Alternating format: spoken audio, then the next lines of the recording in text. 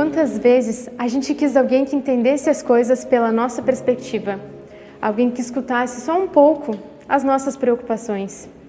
A atitude de ouvir o outro pode mudar completamente o cenário de quem precisa se expressar.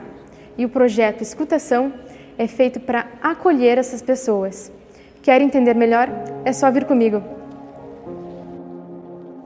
Eu sou Isabel Vieira, professora aqui da Universidade Católica, e sou uma das coordenadoras do projeto de extensão, né? A gente tem o PAPIX, que é o projeto Escutativa e Práticas Integrativas Complementares. Hoje a gente está se referindo ao projeto de escutação, e ele tem o objetivo de criar um espaço de escuta. Esse espaço, ele é um espaço tanto para a pessoa que ela vai falar, quanto também para os estudantes, né, das mais diversas áreas, né? A gente são estudantes da área da saúde, mas quando a gente abriu o projeto era para todos os cursos da área da saúde. Atualmente a gente tem alunos da medicina e da psicologia. Eu sou a Carol, eu estou no 3º semestre da psicologia. Esse já é o 2º ano que eu estou fazendo parte do projeto de escutação. E desde o início da graduação, lá no início do ano passado, me chamou muito a atenção dessa proposta de escutar e sem ter que aconselhar necessariamente, só para entender o que aquela pessoa que buscou uma atividade de escuta está passando e como a gente conseguiria, pelo menos, amenizar o sofrimento dela naquele momento.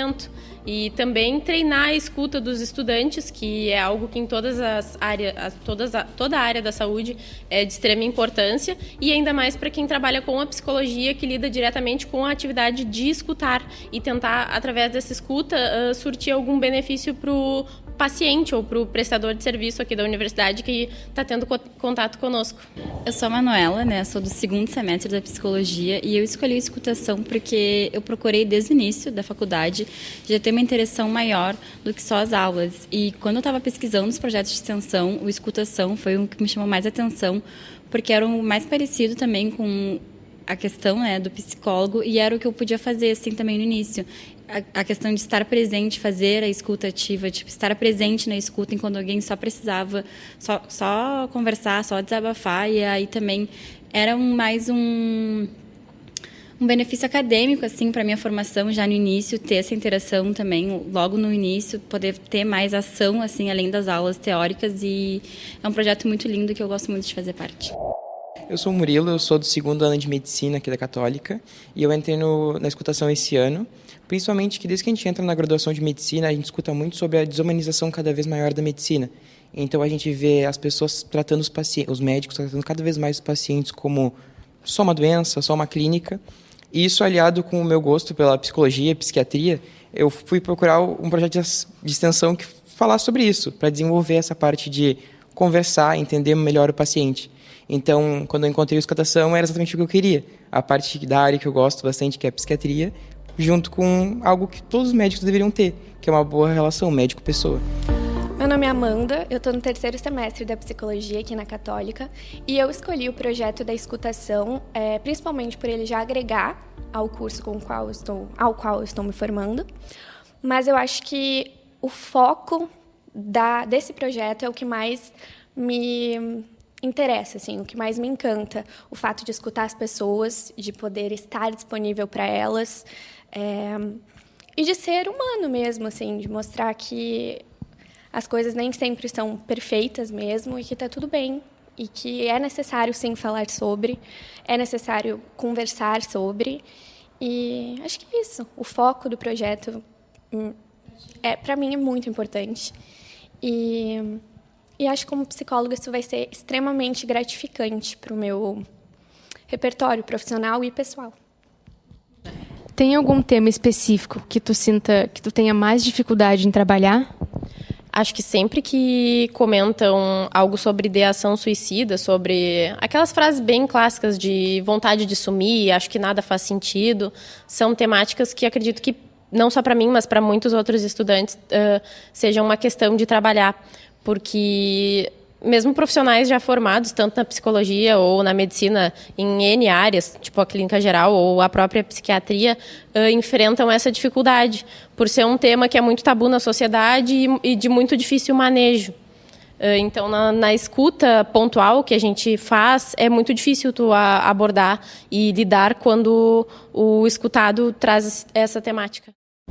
Quais são os relatos de quem participa? Como que eles se sentem? Então, na escuta pontual que a gente faz, é muito difícil tu abordar e lidar quando o escutado traz essa temática. Quais são os relatos de quem participa? Como que eles se sentem estando ali, expondo os problemas para vocês? Na minha experiência, eles ficaram todos bem faceiros, na verdade, porque elas falavam, elas chamam a gente de psicólogas, né? E a gente enfatiza que não, que a gente é estudante de psicologia e que não é uma terapia, né?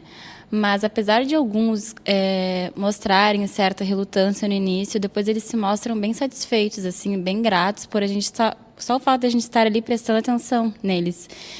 E eles falam também que como é de fácil acesso para eles, é a gente que vai até eles, né? Porque eles reclamam muito da demora do psicólogo pelo SUS ou da dificuldade deles se deslocarem à procura de psicólogos também. Então, a gente indo até eles, nessa facilidade, eles se mostram bem gratos, assim. E, claro, né? Depende muito da pessoa, mas a maioria se mostra empolgado, assim, e também se sentindo visto, né? Que é o que mais... o maior objetivo do projeto. Então, em geral, na minha experiência, né, dos meus relatos, todos se mostraram, assim, gratos por a gente ter ido até eles, porque eles estavam todos precisando só desabafar mesmo. O que tu considera mais importante dentro do projeto? Eu considero importante dentro do projeto que a gente consegue conversar com as pessoas naquele momento, e naquele momento trazer uma sensação de alívio, de acolhimento, e também a gente consegue despertar nelas aquilo de conseguir se abrir mais facilmente aos poucos com outras pessoas e com a gente, nos cenários que a gente se insere. Sobre o tratamento, como que vocês auxiliam essas pessoas além da escuta? Vocês indicam um tratamento profissional ou seguir vindo e conversar com vocês? Como que funciona? Bom, no caso de ser realizado um encaminhamento em casos mais graves, onde só a escuta não seja necessário, a gente auxilia fazer a consulta com as PICs, que são um projeto adjunto ao nosso, que é da escutação, e aí tem as PICs que participam da questão das práticas integrativas, como auriculoterapia, reiki e outras áreas, exato. As pessoas se sentem confiantes desde o início? Quanto tempo leva, mais ou menos, para que elas se abram?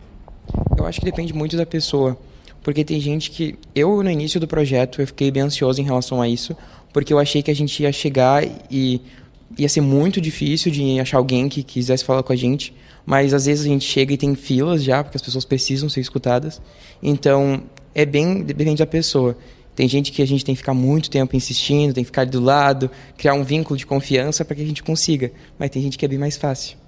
Eu sempre presto muita atenção nessa questão do acolhimento, né? E hoje em dia, com toda a questão que a gente tem da inteligência artificial, né, das tecnologias, cada vez a gente está se distanciando mais uns dos outros.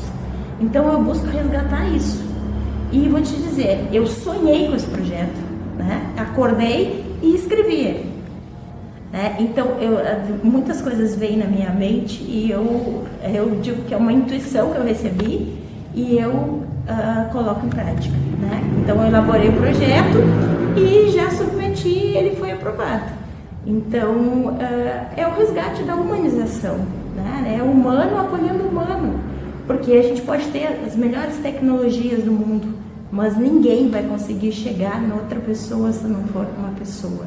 O encontro, de fato, ele acontece entre seres humanos.